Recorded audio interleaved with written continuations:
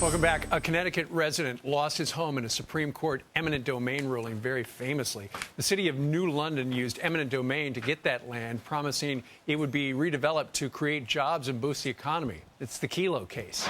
But 10 years later, the land is just piles of rubble, boarded up houses, and a lot of empty lots. Michael Cristofaro is one of the homeowners. He joins us live. Good morning to you. Good morning. Okay, this is that very famous New London versus Kelo case. Yes, it is. Where the Supreme Court said, yep, a town can take your property if it's in their best interest. Originally, Michael, what were they going to do with all of that property? Well, they were going to build a conference center, a fitness center, biotech buildings, a hotel, which was supposed to complement the Pfizer pharmaceutical plant that was being built. Okay, so that was their high hope. Yes, that was their intentions. It didn't happen. Absolutely The economy, the bottom fell out of it, and they couldn't build anything there. And now, tell us the status of that land where 120 houses had been. Well, basically, the only thing that's living there is some feral cats. It's all weeds and rocks. There's nothing. There's 80 acres of nothing. Okay, I understand New London had a hearing on Saturday to try to figure out what to do with the eyesore, and they determined, you know what, we're going to make it a neighborhood again. In other words, they are going to try to restore what you had before, and here's a statement, the intent of the effort is to move forward in a way that can be mutually agreeable while not forgetting the eminent domain fight or its effects.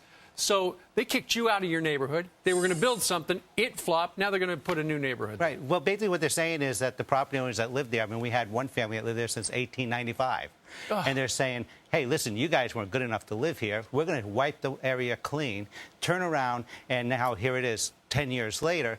The best use for this land is to turn it into a neighborhood because they're saying suburbanites are moving back into the city and they want something that's a walking tour to downtown and everything else. Do you want to move back?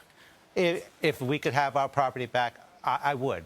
You want the city to give you the land back? Absolutely. For what we went through, absolutely. I mean, it was our home. It was my father's land. It was my father's home. Absolutely. For what it was they put us the through. ultimate land grab, wasn't it? Oh, absolutely. I mean, the U.S. Supreme Court made the wrong decision. I mean, look across the United States today. I mean, you know, New York has its eminent domain problems. New Jersey does. California, the big case that's going on out there. I mean, when they made that decision, it was a wrong decision. The floodgates are wide open, and we need to close those floodgates. Man, it really sounds like they blew it.